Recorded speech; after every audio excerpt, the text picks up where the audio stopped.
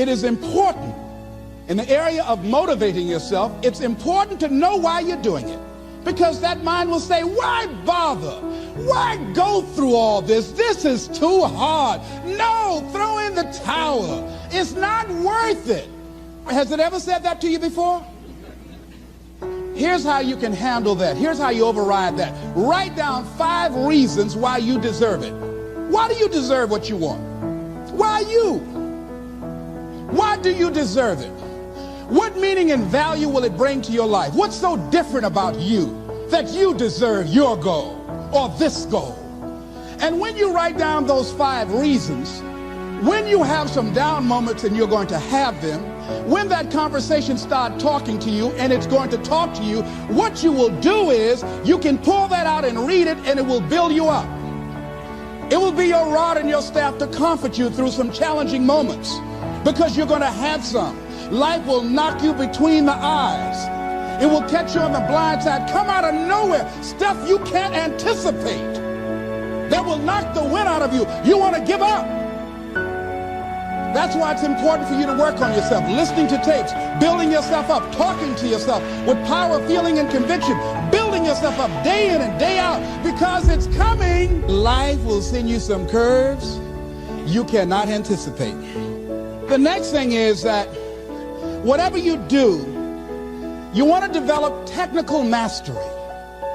You want to be the best at what you do. You want to master it. See, part of self-motivation is you've got to find something that gives you a strong sense of competence. Well, you become known for that. You develop a reputation of being good at doing that.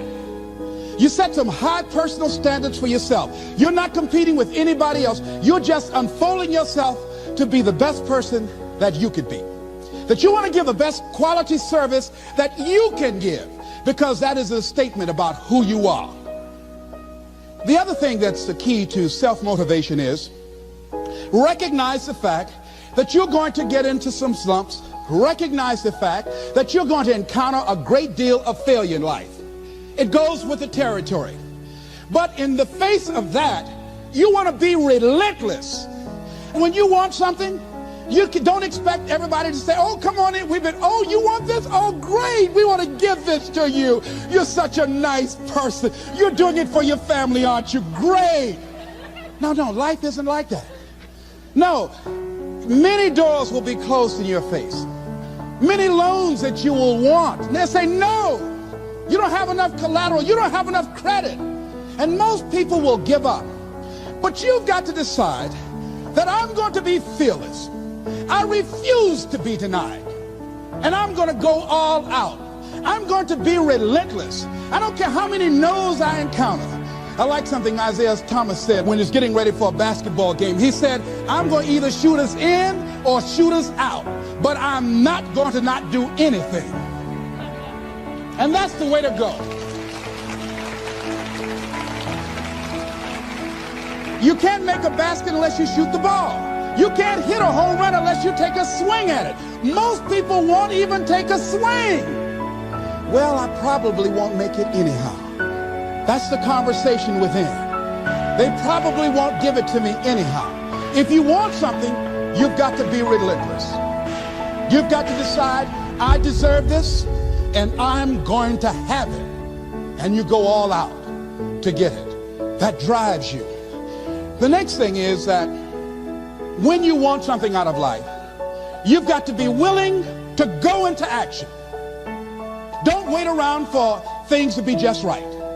Don't wait for things to be perfect. Don't wait for the ideal situation. It will never be ideal. There will always be a reason. Well, as soon as the children grow up, or as soon as I pay my bills, or as soon as I get my divorce, as soon as I get enough money together, do what you can, where you are with what you have, and never be satisfied. A lot of people never take a chance in life. They don't want to take any chances. They want the situation to be ideal. See, that's not walking by faith. That's walking by sight. If I can see it, I'll do it. No. That's a lot of people saying, if I can see it, I'll believe it. No. If you believe it, you can see it.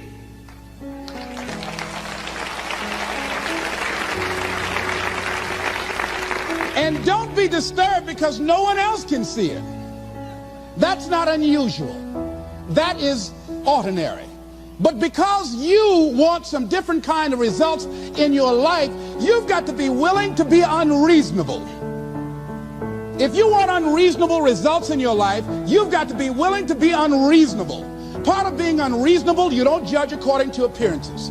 Part of being unreasonable, you can see it because you believe it.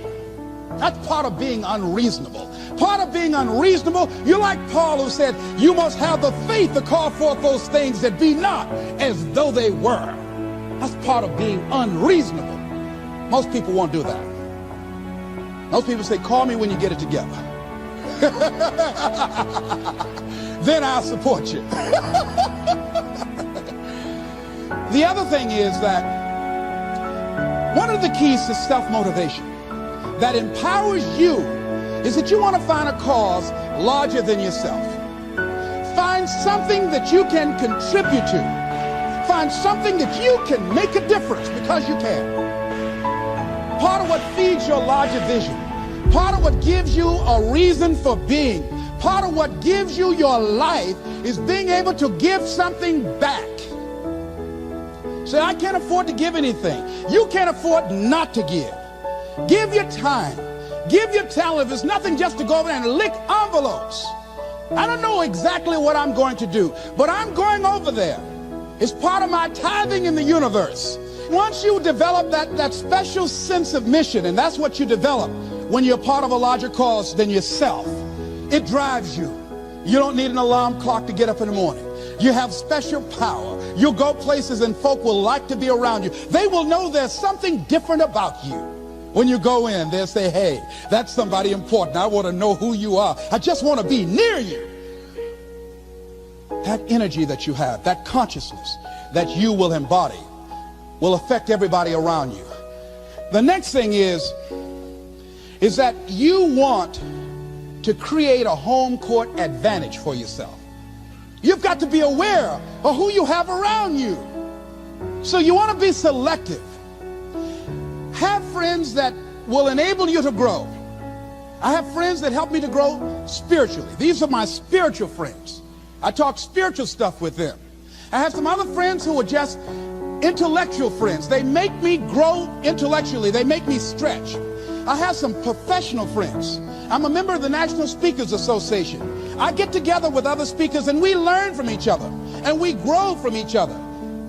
I have other friends who are just social friends. All we do is just socialize together. We'll look at a basketball game together or go out dancing, but that's all we can do. We don't talk anything serious, nothing spiritual, nothing intellectual. That's not that kind of relationship.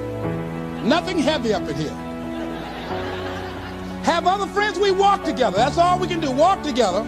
Talk about we're going to lose weight one day by and by for good, all right? That's all we do. Nothing else. So, according to the relationships that you develop, we grow from people and projects. And the relationships that you develop can enhance and can enrich your life, or they can drain you. I know many talented people who had a great deal of potential, but because they didn't surround themselves with other people that will inspire them to transcend themselves, they never realize their greatness, and they will end up going to their grave with all their good stuff still in them. So you want to look at your relationships, the people that you're involved with, the people that you communicate with most often, and you want to ask yourself the question, what am I becoming because of this relationship? Does it inspire me? Am I motivated? Am I encouraged? Am I driven to develop myself? Am I seeking my own greatness? What kind of person am I becoming because of this relationship? Am I becoming more cynical and negative about life? Ask yourself that. The next thing is, you've got to say yes to your life. You've got to say yes. Yes to my dreams. Yes to me. Yes, I can make it. Yes, I can. Doesn't matter how many failures I've made. Doesn't matter how many mistakes I've endured. Doesn't matter about my defeats. Doesn't matter about what I've done. Yes, yes. I don't care about the fact I'm in a hole now. Doesn't matter about where I am. Yes, the last chapter to my life has not been written yet. If you judge me now, you'll judge me prematurely.